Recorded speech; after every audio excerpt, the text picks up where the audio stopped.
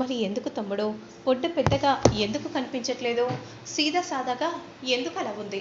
చెప్పు తమ్ముడు అని విధంగా అంటూ ఉంటే, అంటే ఇప్పుడు తను ప్రెగ్నెంట్ కాదు అని అంటున్నావా? అవును పెద్దయ్య. వాళ్ళు అనుకుంటుంటే నేను కూడా విన్నాను. కానీ నేను చెప్తే ఆ మాట అబద్ధమని అనుకుంటారని నేను చెప్పలేదు. స్వయంగా నా చెవులతో నేనే విన్నాను. అసలు తను ప్రెగ్నెంట్ కాదని తెలిస్తే వాళ్ళిద్దరిని నేనే చంపేస్తాను. అవును, చంపేయడం కాదు, ఇక నేనే చచ్చిపోతాను అని ముత్యాలు కూడా అనగానే రూపరాజు ఇద్దరు షాకింగ్గా చూస్తూ ఉంటారు. అయినా మీకు నచ్చినట్టు మీరు మాట్లాడుకుంటున్నారేంటి? ఈ ఇంకొక నెల అయితే కడుపు పెద్దదిగా అవుతుందో లేదో తెలుస్తుంది. ఇంకొక నెల ఓపిక పడితే తెలుస్తుంది కదా. డాక్టర్స్ అంటూ తిరుగుతున్నారు కదా. అయినా చిన్న చిన్న హాస్పిటల్లోకి వెళ్తే వాళ్ళు డబ్బుకైనా లొంగుతారు. అదే పెద్ద హాస్పిటల్కి పోతే ఏ డబ్బుకు లొంగకుండా సమాధానం చెప్తారు కదా. ఇప్పుడు హాస్పిటల్కి తీసుకెళ్ళానని ముత్యాలు గారు చెప్పారు కదా. కాబట్టి కొద్ది రోజులు, అంటే ఒక నెల ఓపిక పడితే అప్పుడు మీకే అందరికీ తెలుస్తుంది అని విరూపాక్షి అనగానే అందరూ అలానే చూస్తూ ఉంటారు.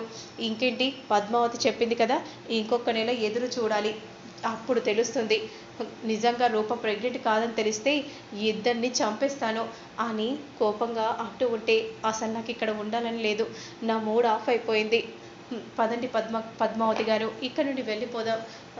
తమ్ముడు ఇంకెప్పుడు కూడా నా ఎదురుగా వచ్చి మాట్లాడాలని చూడకు అని అంటూ అక్కడి నుండి వెళ్ళిపోతూ ఉంటే ఇక విజయాంబిక బాధగా దీనంగా చూస్తూ ఉంటుంది. ఇక వెంటనే అక్కడి నుండి వెళ్ళిపోగానే, ఇలా జరిగింది ఏంటి రాజు?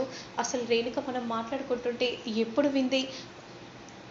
అమ్మాయి గారు మీరేం కంగారు పడకండి, నేను చూసుకుంటాను అని రాజు రూపతో అంటూ ఇంటికి తీసుకెళ్తూ ఉంటే, మరోవైపు రూప ఇంటికి వచ్చాక దీర్ఘంగా ఆలోచిస్తూ ఉంటుంది. ఏంటమ్మాయి గారు, ఏ విషయం గురించి ఆలోచిస్తున్నారు? ఇంకా నేను ఏ విషయం గురించి ఆలోచిస్తానో ఆ రేణుకకు ఎలా తెలిసింది? అయినా తెలిసిందనుకో, నాన్న మాత్రం ఏకంగా నాకు కడుపు లేదన్న విషయం తెలిస్తే మనల్ని ఇద్దరిని చంపేస్తారని నాన్న అంటున్నారు. ఇక అత్తయ్య మాత్రం నేనే చచ్చిపోతానని అత్తయ్య అంటుంది. ఏం చేయాలో నాకేం అర్థం కావట్లేదు రాజు. అమ్మాయి గారు మీరేం కంగారు పడకండి, నేను చూసుకుంటాను. అంతలో అప్పలనాయుడు వస్తారు. ఎరా అయ్యా, ఇక్కడ ఉన్నారా? ఇదిగో పెద్దమ్మ గారు ఫోన్ చేశారు. హలో అమ్మా. అమ్మ రూప, నువ్వేం కంగారు పడకమ్మా. సూర్య ఏం చెప్పాడో నేనంతా విన్నాను. నాకెందుకో ఇక క్లైమాక్స్కి వచ్చేసిందేమో అని అనిపిస్తుంది. నిజం తెలుస్తుందేమో అని నాకెందుకో అనిపిస్తుందమ్మా. అదే కదా అమ్మ, నేను కూడా ఆలోచిస్తున్నాను. కానీ నాన్నే చంపుతానని అంటున్నారు. అత్తయ్య ఏమో నేనే కాల్చుకొని చేస్తానని అంటుంది. ఏం చేయాలో అర్థం కావట్లేదు. అవును అత్తయ్య గారు అని రాజు కూడా అనగానే, మనకి రెండే రెండు దారులున్నాయి. ఏంటమ్మగారు అది అని అప్పలనాయుడు అనగానే, ఒకటి మీరు విషయం చెప్పి క్షమాపణ కోరడం. అమ్మ, నిజం చెప్తే నాన్న ఎలాగో మమ్మల్ని చంపేస్తానని అన్నారు కదా, నిజం ఎలా చెప్తాం, చెప్పలేము కదా. రెండు, ఆ కడుపుని మీరు నిజం చేయాలి అనే విధంగా అనగానే రూపరాజు ఇద్దరు షాకింగ్గా చూస్తూ ఉంటారు. అవునమ్మా, నేను చెప్తుంది మీరు విని తీరాలి. అది కాదమ్మా, నాన్న ఒప్పుకున్న తర్వాత అందరి సమక్షంలో అని మేమనుకున్నాం. ఇప్పుడున్న పరిస్థితులను బట్టి అలా కుదరదమ్మా. ఎందుకంటే నువ్వు నిజంగా కడుపుతో ఉంటే నిన్ను క్షమించి దగ్గరికి తీస్తారేమో, కానీ ఇది ఒక అబద్ధమని తెలిస్తే మాత్రం సూర్య ఎప్పటికీ క్షమించడు. సూర్య ఎలా ఉంటాడు ఏంటి అనేది నాకు బాగా తెలుసమ్మా. సరే అత్తయ్య గారు, రేపు ఎలాగో అమ్మాయి గారి బర్త్డే ఉంది, అయిపోయాక ఆలోచిస్తాను. ఎలా అయ్యా, ఆలోచించడానికి ఏం లేదు, ఆషాఢం ఎలాగో అయిపోయింది, మంచి ముహూర్తం చూసి నేనే పెడతాను అని అప్పలనాయుడు అంటూ ఉంటారు.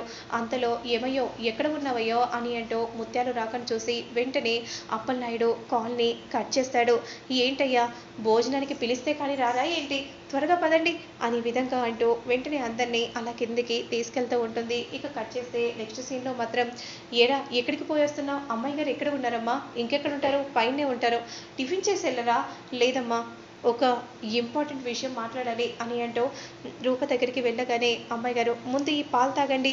ఎందుకు రాజు, మీకు ఒక సర్ప్రైజా ఏంటి రాజు, మీరు ముందు పదండి అని అంటూ కళ్ళు మూసుకొని అలా తీసుకెళ్తూ ఉంటే, ఏంట్రా ఏం చేస్తున్నావు, మీరందరూ రండమ్మా, అమ్మాయి గారికి సర్ప్రైజ్ ఇస్తున్నాను అని అనగానే అందరూ కూడా బయటికి వస్తారు.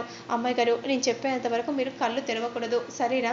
సరే రాజు అని అనగానే వెంటనే ఆ కార్పై ఉన్న తెరను తీయగానే కార్ని చూసిన రూప షాక్ అయిపోతుంది.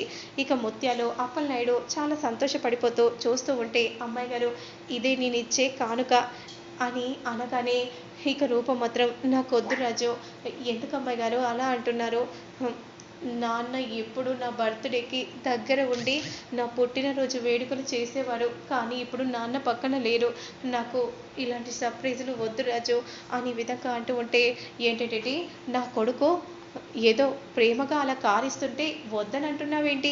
అయినా నీకోసం కాదులే, నీ కడుపులో ఉన్న బిడ్డ కోసము ఇస్తున్నాడనుకో, ప్రతి నెలకు చెకప్కు పోవాలి, అప్పుడు ఇబ్బంది అవుతుంది, ఈ కారులోనే పోయి రావచ్చు, తీసుకో ఆ సర్ప్రైజ్ని, కాదనకు. వద్దత్తయ్య, నాన్న లేని నాకు ఈ సర్ప్రైజ్ నాకు అక్కర్లేదు అంటే, అమ్మాయి గారు, పెద్దయ్య గారు వస్తే మీరు ఓకేనా? కానీ రాడు కదా రాజు అని అంటూ బాధగా దీనంగా వెళ్తూ ఉంటే, ఏంట్రా ఏం మాట్లాడుతుంది?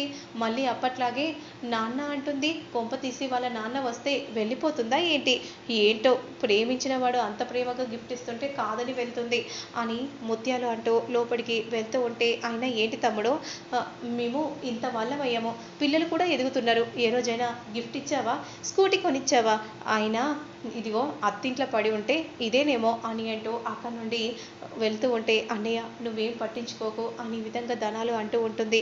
మరోవైపు మాత్రం పెద్దయ్య ఇంటి ముందు కారు వచ్చి ఆగగానే రేణుక షాక్ అయిపోతుంది.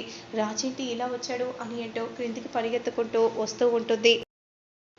రాజు కార్ దిగి అలా నడుచుకుంటూ వస్తూ ఉండగా, అక్కడే ఆగు, ఇంట్లోకి అడుగు పెట్టడానికి వీల్లేదు. ఏంటి సారు, మీరు అంత గట్టిగా ఆరిస్తే నరాలు చితిలిపోతాయి, అంత గట్టిగా అరవకూడదని చెప్పాను కదా.